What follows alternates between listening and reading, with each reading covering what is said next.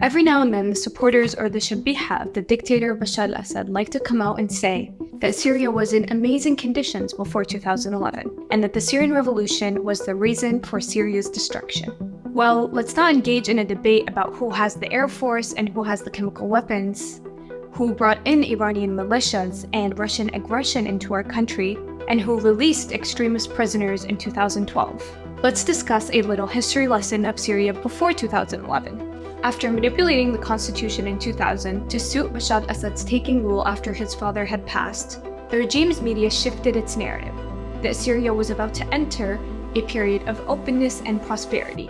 They claimed that life and things would change for the better, indirectly and subconsciously acknowledging the poor conditions Syria was in during Hafiz Assad's rule. With all that propaganda, people started to feel hopeful again and that Syria was going to return to a prosperous state.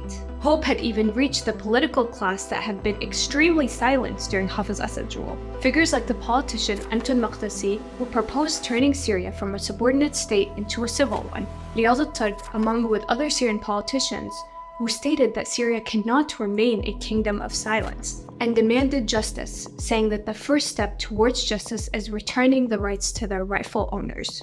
Political and intellectual forums started growing in Syria, but not in a public manner, but as forums and private meetings held in homes and private facilities. Syria began to outline somewhat of a political grasp of reality, which was simply unheard of during Hafiz Assad's rule. And that simply did not sit well with Bashar al-Assad's regime and its circle. That is because they feared society's weapon of logic and educational power. They feared losing their positions and their interests, and they claimed that civil advocates were in reality a form of mind colonization. Immediately in 2001, politicians and activists were arrested, and Syria once again returned to a state of fear, dictatorship, and oppression.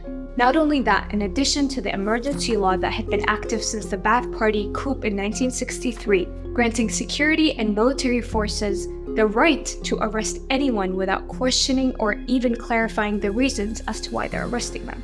It also demanded that any gathering in a place with 5 or more people is illegal, and that those who gathered will be arrested. With the decline of foreign investment in Syria, a decrease in petroleum production, the government lifting subsidies on fuel, and the rise of inflation rates in Syria, there were 2 fundamental problems that remained unsolved due to the regime's stubbornness. And by the way, sources are available under this video. The first problem was the failure of the 5-year development plan, led by Prime Minister Mohammed Naji al-Attari. One of the consequences was the failure of a project that wanted to combat desertification. This project wasted millions of dollars and caused immense destruction to the northeastern agricultural sector of Syria. The region is considered the main producer of Syrian wheat and vegetables. This forced many farmers to leave rural areas and come to the urban cities to look for jobs to support their families. Farmers were then confronted with a second problem: unemployment rates in Syria and the deteriorating economic situation. Syria had approximately 250,000 to 300,000 people